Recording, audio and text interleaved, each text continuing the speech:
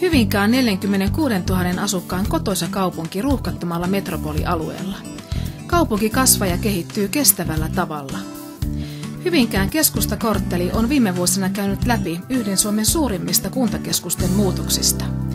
Villatehtaan alueen historialliset rakennukset ovat kokeneet renessanssin ja alueelle on saneerattu tilat kaupungin talolle.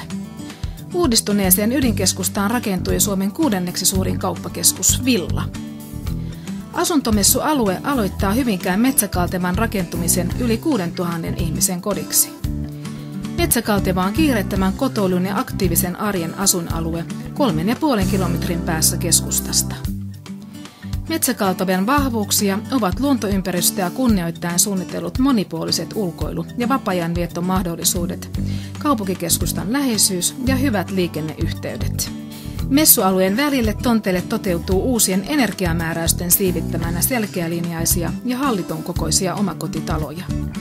Messuaikana yleisölle avautuu 29 kotia, jotka puhuvat kukin omaa kieltään asukkaiden tavasta toteuttaa oma kotiunelmansa.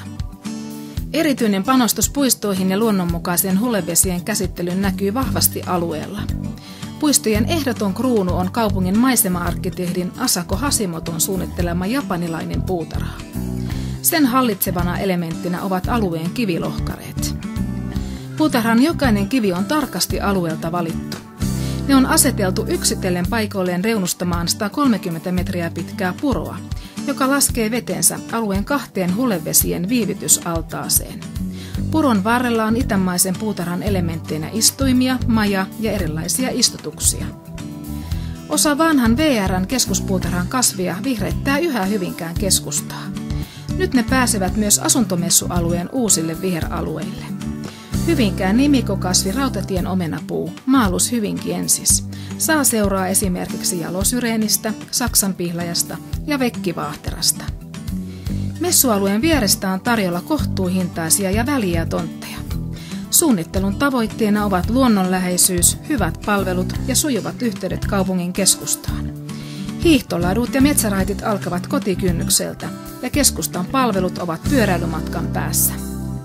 Uusi päiväkoti ja 2 alkuopetuksen luokkaa aloittavat toimintaansa syksyllä.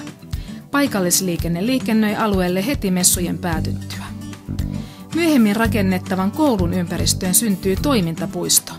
Sinne sijoittuvat leikkipaikan lisäksi esimerkiksi urheilukenttä, matonpesupaikka ja koirapuisto. Elämän hyörinä ja hiljaisuus elävät Hyvinkäällä harvinaisen hyvässä harmoniassa. Hyvinkää on pientalojen suurkaupunki.